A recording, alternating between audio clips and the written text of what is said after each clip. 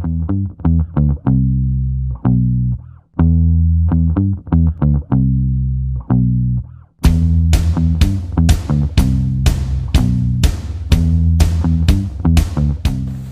up, guys? How's it going? Mr. Arnold popping up out of nowhere for another ODFP, Old Dead Famous People Showcase. And in today's showcase, we are going to call on down King Louis XVI of France, the last king of France.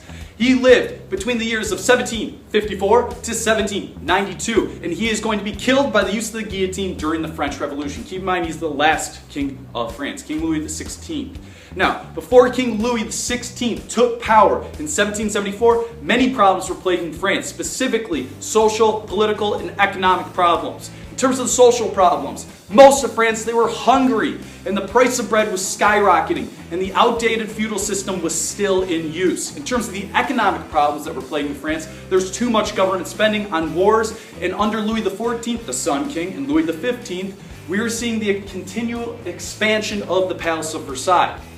Now, France was also fighting multiple wars at multiple points in time, specifically in both Europe and the Americas, and they helped us out, us Americans, in our revolution in 1776. It was nice that they decided to help us out, but here's the thing, it came at a cost, and it was very expensive, and we as Americans never paid really the French back, and that only added to their debt. In terms of the political problems, France was running under the Ancien Regime, a political or social system that needed to be replaced, that was not up to speed, that was not modern.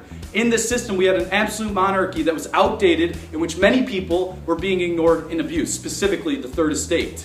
Under this Ancien Regime, we had the absolute monarchy, and we saw the three estates and the Estates General, which was being abused. Now, in terms of the decisions of King Louis the 16th, not the 14th, the 16th, he made a lot of stupid, boneheaded decisions. For instance, when he finally called the meeting of the Estates General in May of 1789, all three estates finally met for the first time in 175 years, finally to discuss a solution to the problems that were plaguing France.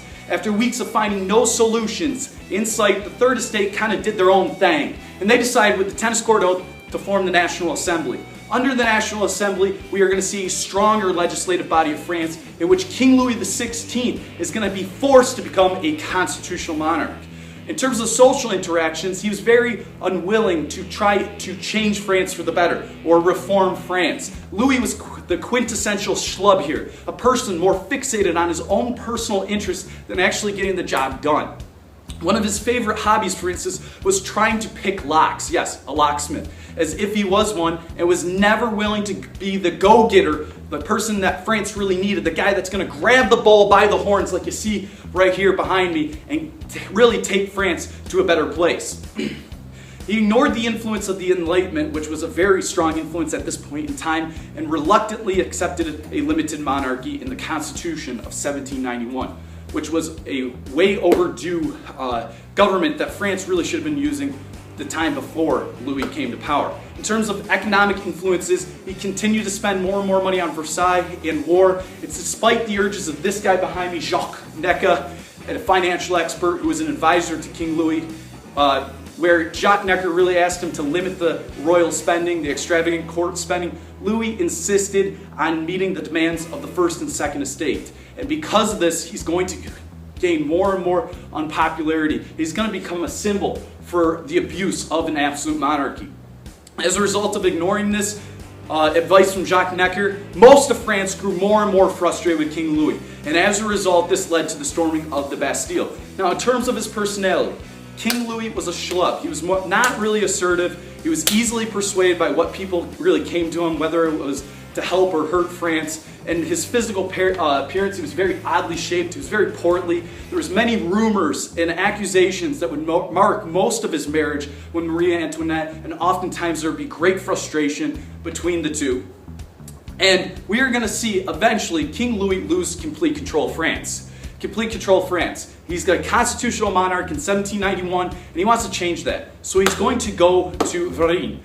He's going to try to go to Austria to build up an army. Remember, Marie Antoinette, his wife, was from Austria in hopes that they would support his rule and he would bring an army back to Paris and take over France and rule it as an absolute monarch again. However, as tensions kept mounting and rumors were spreading, the two of them decided to go outside of France and get that help. However, in the night of June, one night in June of 1791, Louis and Marie were caught.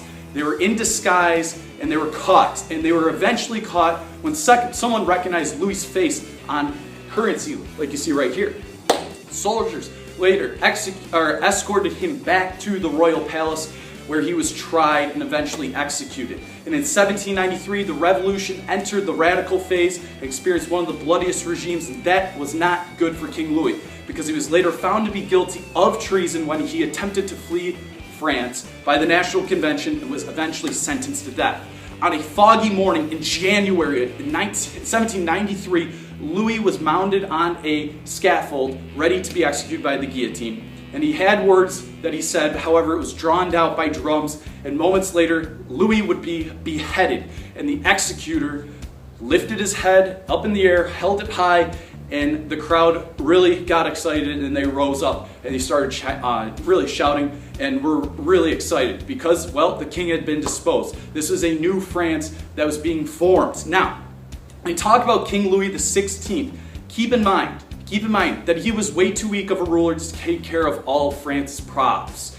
France needed a guy who would take the bull by the horn, so to speak, and instead they got this guy right here, a schlub that would rather pick locks. Now, in terms of the overall effect, the greater effect on Western civilization, actions of Louis led to other absolute rulers accepting reforms and changes. And as a result, most of Europe experienced an age of ideologies, a new age of ideas, where governments became more democratic and more republican and kind of got rid of the absolute ways of thought. All right, that's all I have for this ODFP showcase. I'll see you guys later. Take care.